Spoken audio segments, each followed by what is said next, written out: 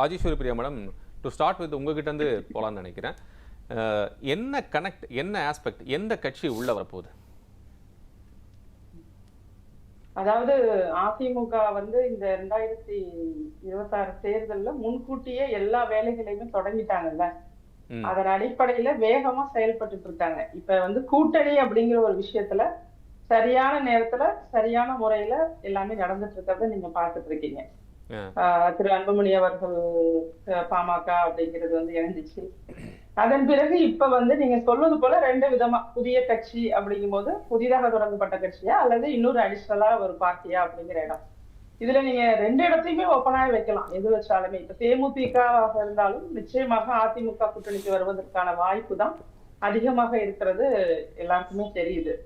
ஏன்னா அவர்கள் இதற்கு முன்னதாகவே அதிமுக கூட்டணியில திரு விஜயகாந்த் அவர்கள் இருந்த போதே கூட்டணியில இருந்து கிட்டத்தட்ட 41 சீட்டுகள் வாங்க. ராஜ்யசபா சீட்டு மறுக்கப்பட்டதன் அடிப்படையில் அவர்கள் கட்சியில இப்ப இல்ல, என்டிஏ கூட்டணி நாங்க இல்ல, நாங்க வந்து டிசைட் பண்ணி தான் சொல்லுவோம், 9ஆம் தேதி சொல்லுவோம் என்று சொல்லியிருந்தார்கள். இப்ப ஏன் நாங்க ஏன் சொல்லணும், அப்புறமா நாங்க மத்தவங்க எல்லாம் சொல்ல நாங்க ஏன் சொல்லணுங்கிற நிலைப்பாட்டுக்கு தேமுதிக வந்துருச்சு. அதிமுக கூட்டணி இணைய போறாங்க அப்படிங்கறது அபிஷியலா எடுத்துக்கலாங்களா மேடம்? இல்ல, அபிஷியலா எடுத்துக்கிறது அப்படிங்கறத விட அந்த மேடையில அவங்க பேசிய விதம், பேசுனது, இது எல்லாத்தையும் ஒட்டுமொத்தமாக யோசிக்கணும். இன்னொரு பக்கம் வந்து அவங்களுக்கு திமுகவோட கூட்டணி அப்படிங்கறது அவங்களுக்கு எப்பவுமே அவங்களுக்கு நீங்க பார்த்திருக்க முடியாது. அதிமுக கூட்டணியோட அவங்க 2024 2019 இதுல அவங்க சந்திச்சு அவங்களுக்கு வந்து நீங்க சொன்னது போல ராஜ்யசபா சீட் அப்படிங்கிறது இப்பதான் கொடுக்குறோம்னு அது மென்ஷன் பண்ணலங்கிறது உண்மைதான். அதை அவர்களும் ஒப்புக்கொண்டாங்க. இது வந்து மீடியா மூலமாகத்தான் வேற ஒரு பார்வையில தவறாக பரப்பப்பட்டதே தவிர இத திருமதி பிரேமலதா விஜயகாந்த் அவர்கள் தெல்ல தெளிவாக திரும்பவும் சொல்றாங்க. அதுல வந்து எப்பன்னு சொல்லி குறிப்பிடல அப்படிங்கிறது உண்மைதாங்கிறது அவர்கள் மூலமே சொல்றாங்க. இப்ப அதுவுமே வந்து எப்பங்கிறத குறிப்பிட்டு கூட இப்ப பேச்சுவார்த்தை நடத்தும் போது பேசிக் கொள்வார்கள்ல. அதனால அதை ஒரு காரணமாக வச்சுட்டு கூட்டணிக்கு வரமாட்டாங்க அப்படின்னு பேசுறது வந்து அது ஒரு நல்ல ஆஸ்பெக்டா இருக்காது. ஒரு சிறுபிள்ளைத்தனமாகத்தான் இருக்கும். நீங்க சொல்லும் போதே எனக்கு என்ன புரியுதுன்னா, 2 விஷயத்தை தான் நீங்களும் சொல்றீங்களோன்னு தோணுது. ஒரு பூடகமான தகவல்கள் இருக்கோன்னு எனக்கு தோணுது. சஸ்பீஷியஸா இருக்க மாதிரி தெரியுது. ஒரு வெளியில 1-2 நாள்ல வந்துட போகக்கூடிய கட்சி எதுவாக இருக்கும் அப்படிங்கறதா நமக்கான கேள்வி. ஏன்னா தாவேக்காவுடைய தலைவர் திரு விஜய் டெல்லி பயணப்பட்டிருக்கிறாரு. திரு இபிஎஸ் அவர்கள் உடனடியா இதை சொல்றாங்க. திரு அமித்ஷா வந்ததுக்கு அப்புறம் நகர்வுகள் வேகமா இருப்பதா நம்ம பார்க்க முடியுது. இதை ஒருங்கிணைச்சு பார்க்கும்போது தாவேக்கா அதிமுக கூட்டணிக்கு வருதா மேடம்? வாய்ப்பு இருக்குல்ல. ஏன்னா இப்ப நீங்க இந்த சிபிஐ வழக்கு விசாரணை அப்படிங்கறத நாம ஒருபுறம் வச்சிருவோம். அதற்காகத்தான் கூட்டணிக்கு வர்றாங்க அப்படின்னு சொல்றதெல்லாம் சரியாக இருக்காது. ஆனா ஒரு கட்சியாக தொடங்கப்பட்டு அவங்க வந்து ஒரு அங்கீகரிக்கப்படணும் அப்படின்னாவே கண்டிப்பாக தேர்தல் களத்துல கூட்டணி அமைத்து வரும்போதுதான் இன்னைக்கு இருக்க சூழ்நிலையில எல்லோருக்குமே பயனளிக்கத்தக்கதா இருக்கும். தாவேக்கா சார்பா வந்து சட்டமன்ற உறுப்பினர்கள் இருக்கணும்.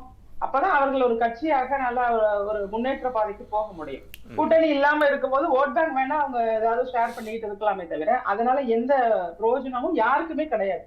இத வந்து தொடர்ச்சியாக நிறைய பேர் திரு விஜய் அவர்கள்ட்ட சொல்ல தொடங்கிட்டாங்க. இந்த மாதிரி நீங்க வந்து தனித்து போட்டிடுறது அப்படிங்கிறது வந்து ஒரு ஃபெயிலியரான ஒரு திட்டமாகத்தான் இருக்கும். அதுல எந்த இதுவும் கிடையாது. நீங்க கூட்டணிக்கு போறது நல்லது அப்படிங்கிற மாதிரி. யாருடன் கொள்கை எதிரியாக இருக்கக்கூடிய பாஜக அதிமுகவுடன் இருக்கிறது. அவர் அதுல வரமாட்டேன்னு ஒரு நிலைப்பாட்டுல இருக்கிறாரு. சமீபத்துல அவங்களுடைய பொதுக்குழு கூட்டம் நினைச்சு தன்னை முதலமைச்சராக ஏற்றுக்கொள்ளக்கூடியவர்கள் தான் கூட்டணின்னு சொல்லி இருக்கிறாரு. எப்படி புரிஞ்சுக்கிறது மேடம்? புரியல எங்களுக்கு, நீங்க தெளிவுபடுத்து. இல்ல, இப்ப தன்னை முதல்வராக அப்படின்னு தொடங்கும் போது சொல்றது அப்படிங்கிறது எல்லாரும் பல விதமா சொல்லியிருக்காங்க. நம்ம நீங்க அரசியல்ல வந்து அவங்கவுங்க சொன்னபடி இருக்க முடியாதுல்ல. கால சூழ்நிலை மற்றும் கணக்கு தானே அரசியல்ல வந்து வாக்குகளுடைய கணக்கு. இது எல்லா மக்களுடைய மனநிலை.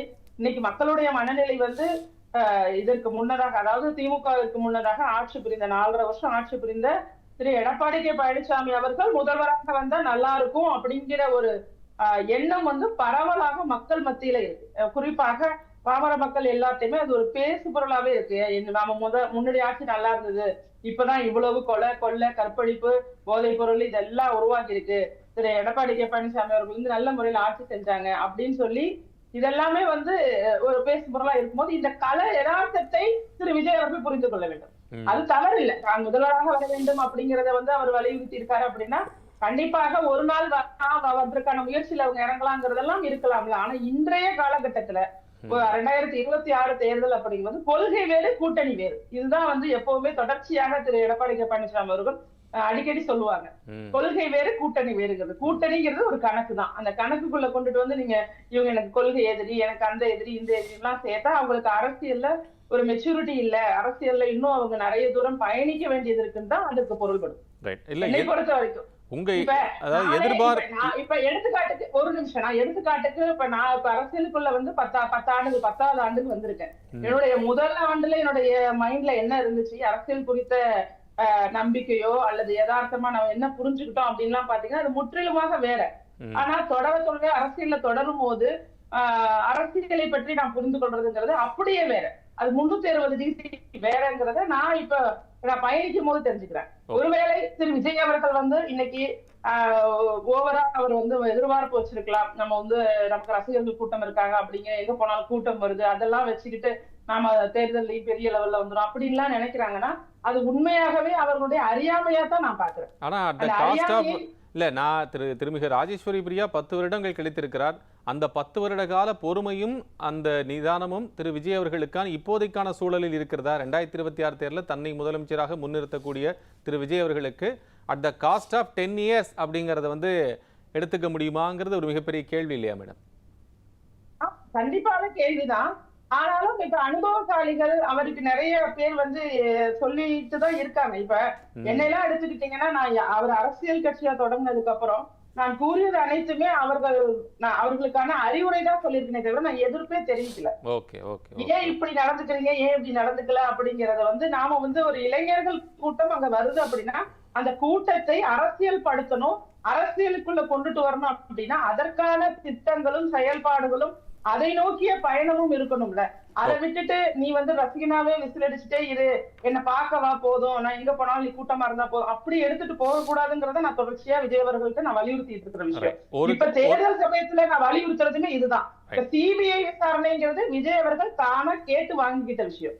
அப்ப அதையும் இதையும் மிக்ஸ் பண்ணி இதை ஒரு பெரிய ஒரு அரசியல், வேறு விதமான அரசியல் நடக்கிறதா மக்கள் மத்தியில எடுத்துட்டு போறதே நான் தவறா பாக்குறேன். ஓகே, ராஜேஸ்வரி மேடம், நிறைவா உங்ககிட்ட நான் கேட்க விரும்புறது என்னன்னா, புதிய கட்சி நீங்க சொல்லியிருக்கீங்க, ஒருவேளை திரு நந்தகுமார் சொன்ன போல அது அமமுக அல்லது தேமுதிக அப்படிங்கிற மாதிரி நம்ம ஒரு முடிவுக்கு வந்துடலாமா சுருக்கமா? இல்ல, அந்த முடிவுக்கு நாம வர முடியாதுன்னு பொறுத்திருந்து தான் பார்க்கணும். ஏன்னா எல்லா பக்கமுமே முடிவை நோக்கி இன்னும் ஓரிரு நாட்களுக்குள்ள நகர போறாங்க. அதனால எதுவாக வேண்டுமானாலும் இருக்கலாம். இப்ப தாவேக்காவை சேர்ந்த தம்பி பேசும்போது அவர்களிடமே பாத்தீங்கன்னா ஒரு தெளிவான அரசியல் புரிதலோட அவங்க அரசியலை புரிஞ்சுக்கலங்கிறத எடுத்து காட்டுது. 45% வாக்குகள் வாங்குவாரு அப்படின்னு சொல்றாங்க. இப்ப வந்து ஏற்கனவே உங்களுக்கு தெரியும், ரூட் லெவல்ல திமுகவா இருக்கட்டும் அதிமுகவா இருக்கட்டும், இந்த பிரதான கட்சிகள் 2 கட்சிகளுமே பூத் ஏஜென்ட்ல இருந்து கிளை கழகம் அமைக்கிறதுல இருந்து எல்லா விஷயத்திலயுமே எவ்வளவு முன்னோடியாக இருக்கிறாங்க, எவ்வளவு ஸ்ட்ரென்தனா இருக்காங்க. நீங்க இன்னைக்கு வந்து பேசும்போது என்ன பேசுறோன்னே தெரியாம பேசுறாரு.